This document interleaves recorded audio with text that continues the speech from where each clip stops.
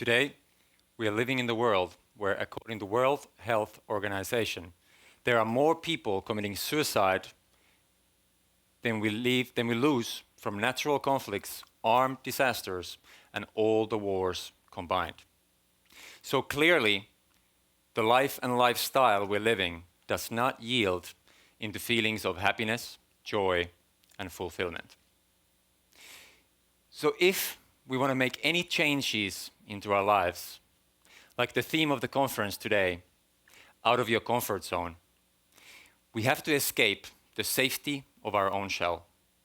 We have to push those boundaries and make ourselves lean into our own rugged edges. So the time we have today, I want to take you for a little journey. And let's go to Panama, this Central American beautiful tropical country, where I used to work on this island resort, about 25 miles offshore, about 45 kilometers from the Costa Rican border. And I had truly created a beautiful life for myself, a lifestyle that I dreamed of. I got to go to these secluded beaches, take people diving, scuba diving. I got to go surfing, meet locals and interesting guests. And on an island, I met these two brothers, Jairo and Frank. Now, Jairo and Frank, they came from an area called Campo.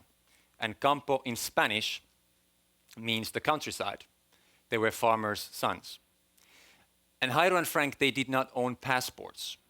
So for them to go traveling meant something like going to the capital city of Panama. And that was about 6 hours away by bus. Now for me, traveling back in those days meant a little bit something else. For me, traveling was collecting more stamps on my passport. So one of the days, we're sitting around the campfire just after our scuba diving session. I had taught Jairo and Frank to dive, and they taught me a lot about life around our campfire chit-chats. And we're sitting around this campfire, and I'm showing Jairo, the older brother, these pictures where I've been and things that I've done. And Jairo asked me, Tuomo, why do you travel? Why do you actually travel so much?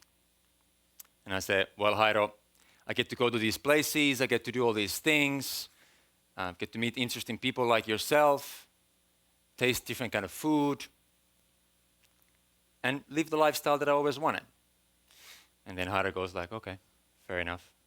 Kind of mumbles a little bit, and then he asks, Tuomo, are you happy? Are you happy with the life and lifestyle you created for yourself? And that took me a little bit back. Nobody really ever questioned if I was happy with this lifestyle that I created, because especially where I came from the Western society, when somebody's traveling out in the world, they're almost automatically happy. And so we think. And if you look at Facebook, Instagram, all the social media, the speed of the information technology these days, what happens a lot that we compare how other people look from the outside to how we feel from the inside. Somebody else's life on the outside gives us an internal feeling. And then Jairo tells me, well, you see, Tuomo, because for me, happiness is that I get to be back in my village. I get to go swim by the river with my children, spend time with my grandfather, grandmother, and be by the river where the water is cool. Now, for me, happiness definitely had a different type of definition. But the third question Jairo asked me really took me back. He asked, Tuomo, so I had to ask myself, am I happy? That was the first thing, obviously. But then the third question he asked me is, Tuomo, are you traveling because you were not happy at home? Was it something that you were escaping from back home? Weren't you happy? So I really had to go dive deeper down and ask myself, am I happy with myself? Am I happy with this life that I created? And I actually don't remember really exactly what kind of answer that I gave Jairo on that third question. I kind of mumbled something, something along the lines of, yeah, I'm happy and do these things and da-da-da-da-da. But it always stuck me, that question. And then I started comparing this lifestyle and happiness and how do they interlink.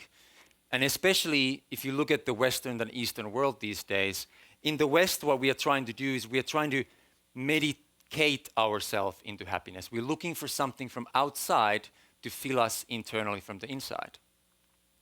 And if you look at Eastern philosophies like Buddhism, Hinduism, a lot of the times there we're trying to meditate ourselves into happiness. So I ask myself, is happiness only an internal job? We always hear that. You have to be happy with yourself. You have to be happy with yourself from the inside first.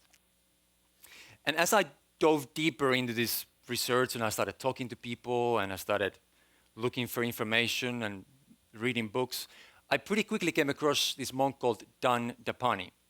And what he says is create a lifestyle where happiness is a byproduct. And I felt for the first time that I feel connected to the words. I felt like somebody thinks the same as I did. Now this is someone that, a monk who had done the internal work, integrated himself into the Western lifestyle, and he was able to put my feelings into words. Create something with your life that brings you happiness, joy, and fulfillment as a byproduct. So then I dove deeper as like, okay, what is this thing about lifestyle? How do we define it? So what is the definition of a lifestyle? So if we browse quickly in our beloved internet, we find something like this.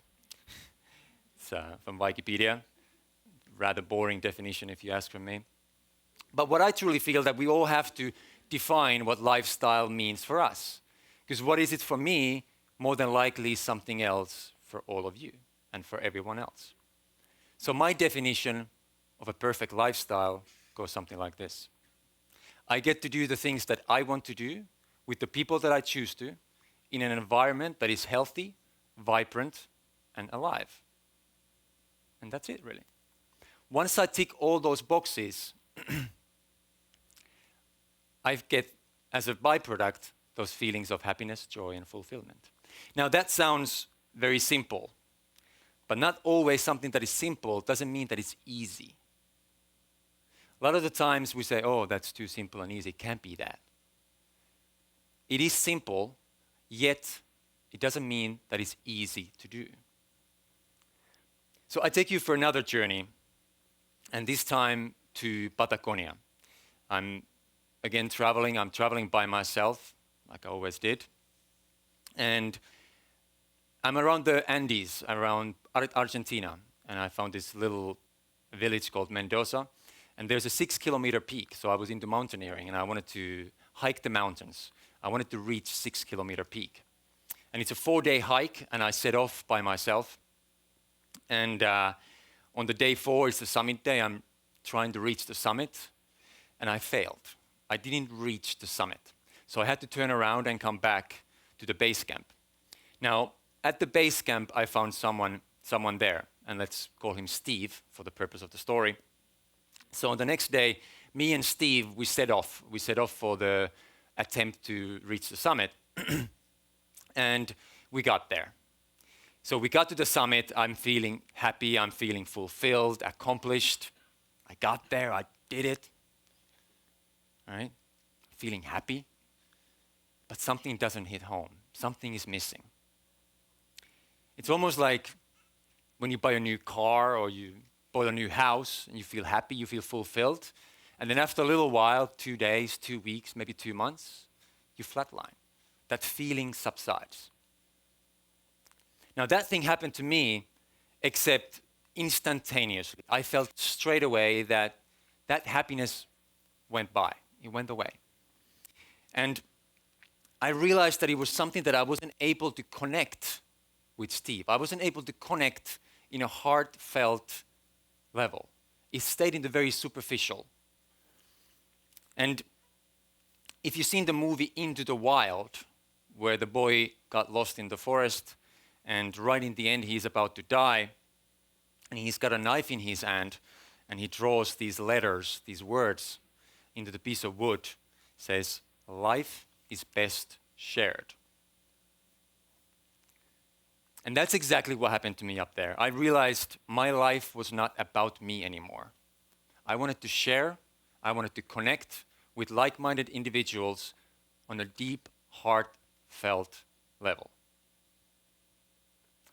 So what happened after, I went from this experience into this experience where right now I get to do all these things, but I get to do them with people that are close to my heart, that I feel connected to.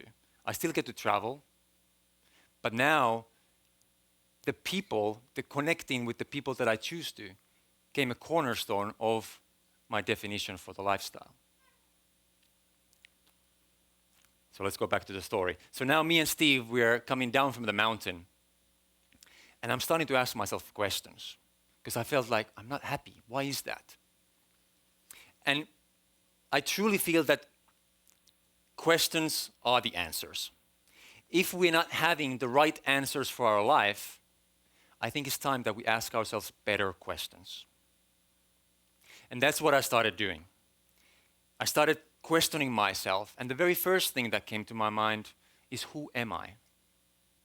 It's almost like what Heider asked me, am I happy? But I went a little step further. I went a little bit deeper. Who am I really?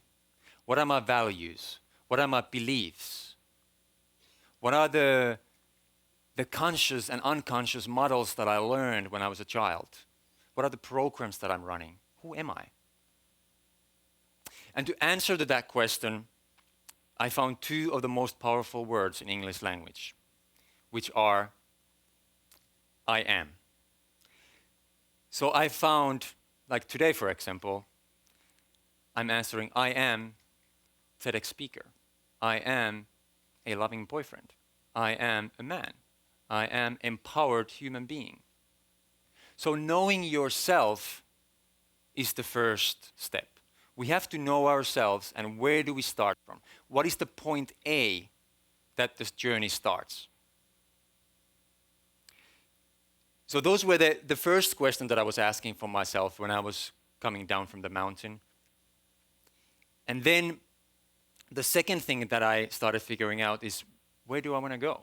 So if I know myself a little bit better now, where is this journey going to take me? What is the destination? So I asked myself, what do I want? Again, very, very simple question, not always very easy to answer. What do I want? I wanted to create a better lifestyle for myself. I wanted to share it with like-minded individuals.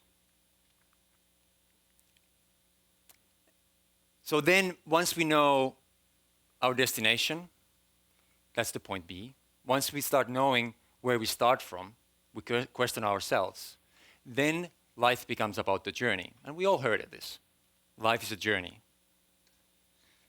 Now, the third question that I asked for myself on the last day as I'm coming down from the mountain was the most powerful one.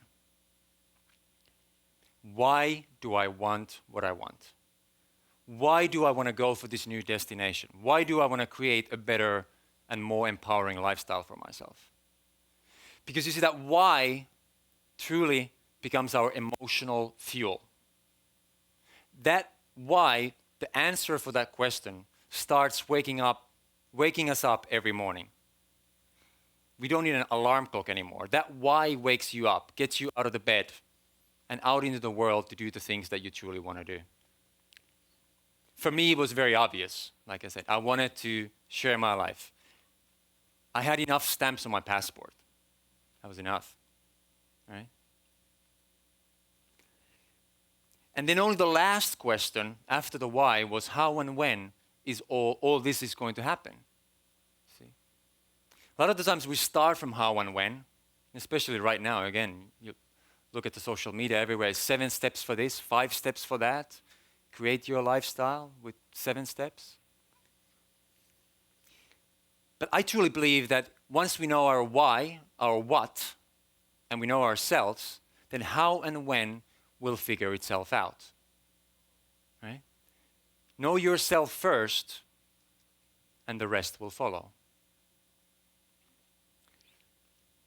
Now, as a closing, we truly create our life and lifestyle from the inside out by asking ourselves these better and more empowering questions. Exactly what Jairo did to me back in Panama. He pushed me onto my edges and out of my shell. So if you want to feel better about yourself and create a lifestyle where that and a lot more is possible, it is time that we raise our internal state by raising the external stage that we're on. And let's do this by adding a little bit more life into our style, and then that style back into our lives. Thank you very much.